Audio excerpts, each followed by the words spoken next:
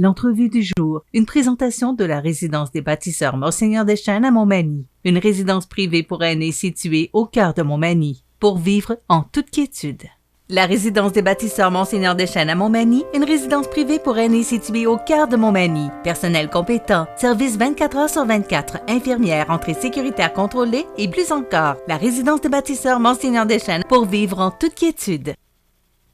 Alors, ma prochaine invitée, vous la reconnaissez probablement, et il me semble que ça commence bien une semaine, de parler de musique, de parler de Carrefour. Catherine Couillard, directrice générale du Carrefour mondial de l'accordéon, bonjour. Bonjour, Michel. Comment ça va? Ça va bien, toi? Oui, merci. Écoute, je t'ai invité parce que demain, c'est le lancement. Bon, il va y avoir un Carrefour mondial de l'accordéon cette année. C'est ça, il y a beaucoup de gens qui nous posaient la question, est-ce qu'il va y avoir un festival dans les conditions actuelles? Eh bien oui, il va y avoir un festival. Et nous annonçons la programmation demain. On met les billets en vente demain. OK. Alors, est-ce qu'on peut devancer? Est-ce qu'on peut en parler d'avance? Parce que moi, je il y a quand même... Oui, c'est ça. Parce que là, on dit mondial, mais cette année, ce ne sera pas mondial. Cette année, ça ne sera pas mondial. C'est une édition canadienne. Donc, on a des gens de l'Ontario, du Québec, des provinces maritimes qui vont faire partie de la programmation. Mais ce qui est très important de savoir, c'est que c'est pas seulement de la musique traditionnelle, parce qu'il y en a qui ont pensé ça aussi. Ah, ça va être un carrefour axé sur la musique traditionnelle. On a fait attention, comme les autres années, il va y avoir de la musique du monde. Il y a des Russes qui sont maintenant établis à Montréal qui vont venir au festival. On a des gens qui vont faire du classique. On a des gens en jazz. Donc, on va avoir un mélange de genres comme on a d'habitude au carrefour, mais on n'aura pas d'artistes étrangers, évidemment, cette année à cause de la situation de la COVID. Comment vous faites? Parce qu'il faut quand même si c'est canadien, il faut que les gens voyagent. On a comme pas le choix. Est-ce que vous avez eu des permissions spéciales? Bien, pour voyager, c'est sûr que pour ce qui est de l'Ontario, présentement, on attend encore l'autorisation pour pouvoir acheter les billets, mais on est quand même confiant de pouvoir qu'ils viennent pendant le festival, parce que c'est encore dans quelques semaines, mois. Puis les autres, c'est vraiment la santé publique là, qui autorise quand on a besoin de faire déplacer des gens. Donc, voilà. OK. Maintenant, à quoi on peut s'attendre? Là, tu m'as donné ça globalement. À quoi on peut s'attendre pour notre Carrefour de cette année? On peut s'attendre que les dates, cette année, c'est du 3 au 5 septembre. Donc, contrairement d'habitude, c'est pas 5 jours, c'est seulement 3. C'est le vendredi, samedi, dimanche. On peut s'attendre...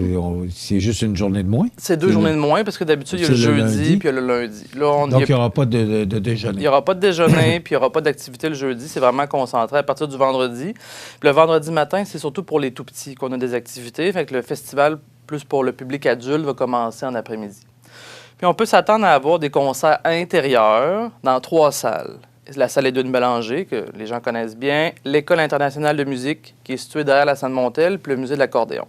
Et on a pris la décision d'avoir des sites extérieurs qui sont seulement au nombre de 2. On a le musée de l'accordéon et la Sainte-Montel. Et pour la première fois, bon, les sites vont être clôturés. Okay? Et il y aura un prix d'entrée pour les sites extérieurs, ce qu'il n'y avait pas avant.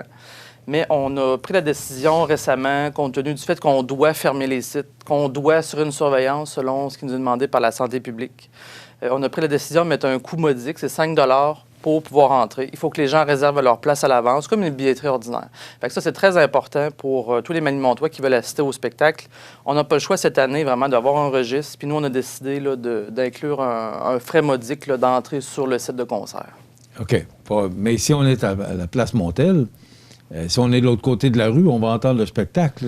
On va entendre, c'est sûr que visuellement, à cause des clôtures puis des banderoles qui vont être mises, on ne pourra pas voir le spectacle. Par exemple, si on se situe où est-ce que l'hôtel de ville, les gens ne verront pas. Là. On va-tu entendre? Oui, évidemment, parce qu'on entend, mais ils ne pourront pas participer comme on participe sur le site de festival. OK. Pourquoi on fait ça? Parce que parce qu'il y a des règles? Ça, c'est sûr. La santé publique a été très, très claire. Les sites doivent être fermés. On doit pouvoir assurer un contrôle de la foule.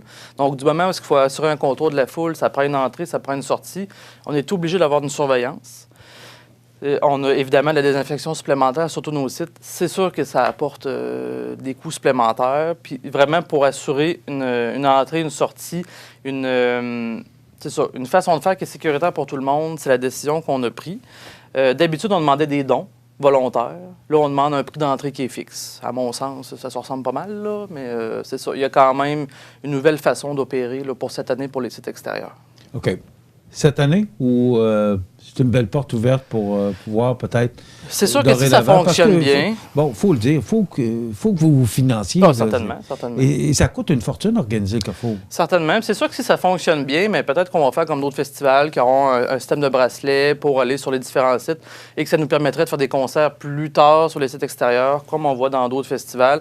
On prend vraiment l'année pour regarder comment est-ce que ça va. On espère que les gens vont adhérer à ce principe-là, parce que c'est vraiment aussi pour des raisons de sécurité, pour bien recevoir les gens dans les normes qui nous sont demandées par la santé publique. On espère que les gens vont nous aider, là, puis ils vont participer quand même au concert, même s'il y a un frais modique d'entrée. Bon, les entrées de fonds pour le Carrefour, c'est sûr que vous êtes supporté par la Ville de Montmagny, puis par le ministère de la Culture et des Communications, bien sûr.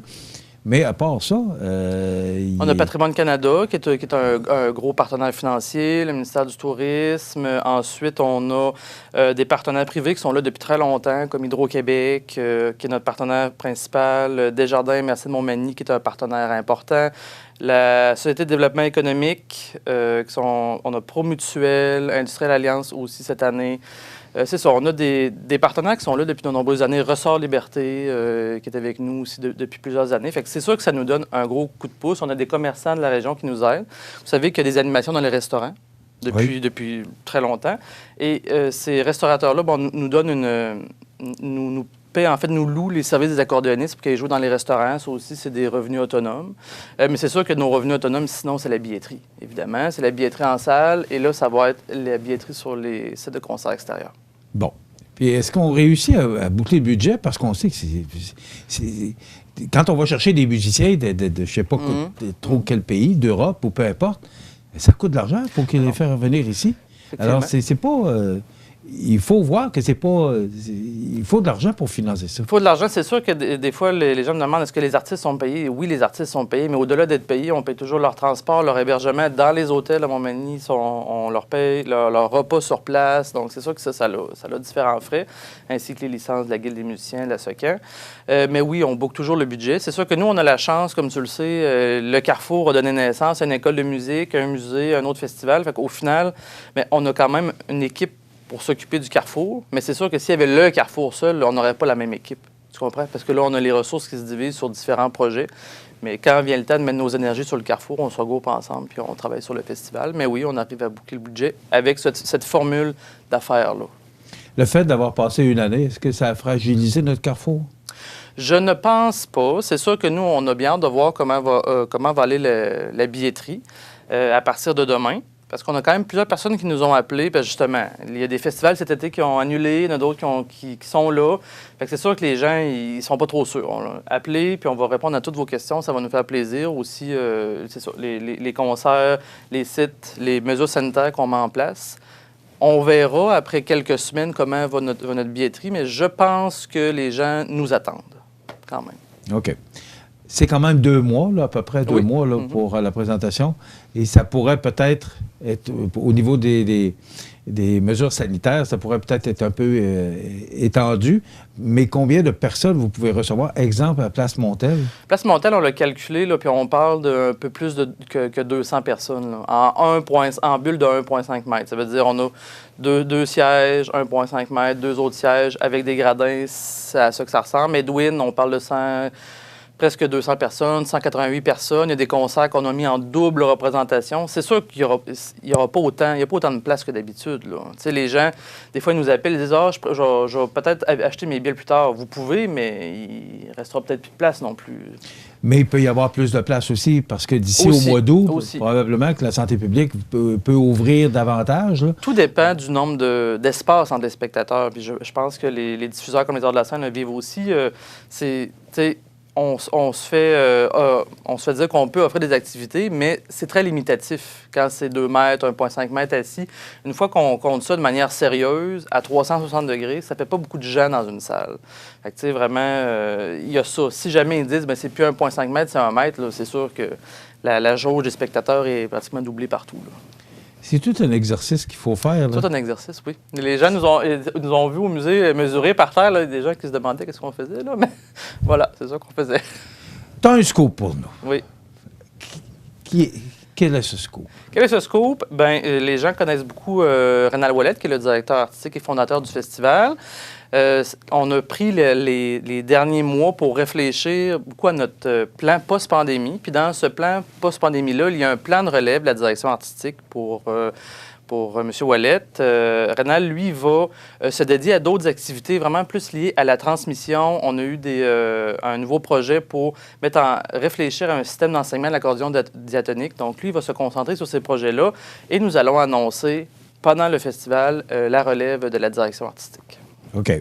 Ce qui veut dire que Rénal commence à penser un petit peu à prendre sa retraite. C'est ça. Tu sais, on ne veut pas dire retraite parce qu'il y a quand même d'autres projets avec nous. Il enseigne. Oui. Rénal, de retour des projets. C'est ça. Il y a quand même des choses qui sont liées aussi à lui. Par exemple, il y a un projet de tournage sur un concert qu'il va donner pendant le festival, un concert de maître de tradition. Donc, il y a quand même plusieurs projets. On ne dit pas qu'il prend sa retraite, il est chez eux, puis il n'y a plus rien qui se passe. Mais il y a d'autres projets. Mais pour ce qui est de la direction artistique du festival en tant que tel, on va annoncer une relève pendant l'événement. OK. Alors, si on veut avoir des billets, 248 7927, poste 1. OK. Et là, c'est à compter de demain? À compter de demain, non. C'est demain 11h qu'on va commencer à vendre les billets. Site intérieur, site extérieur. OK. Est-ce qu'on peut voir la programmation sur... À partir de demain. À partir de demain là, matin. on ne peut pas l'avoir sur le site. OK. Ça. Tout se passe demain. Certainement. Heureuse d'avoir une édition cette année? On est très heureux d'offrir ça, puis on pense que ça va être une super édition. Les gens vont pas être déçus. C'est pas une édition amoindrie, ou c'est pas parce que c'est pas une édition internationale. C'est vraiment une super belle programmation. Trois belles journées de festival. Les gens, ils seront pas déçus s'ils viennent au Carrefour cette année. Ça permet peut-être de connaître plus de musiciens canadiens Certainement. qu'on l'aurait fait dans un carrefour mondial normal. Là. Certainement. Puis qu'est-ce qu'on a fait aussi cette année? Bon, tu le sais, généralement, on a des formules de duo ou de trio. Cette année, on a des groupes un peu plus grands. On a même des quatuors, que généralement, on a moins. Là. Donc, là, les gens, ça leur fait aussi un autre... c'est une autre approche artistique. Donc, voilà, demain matin, toute la programmation sera en ligne.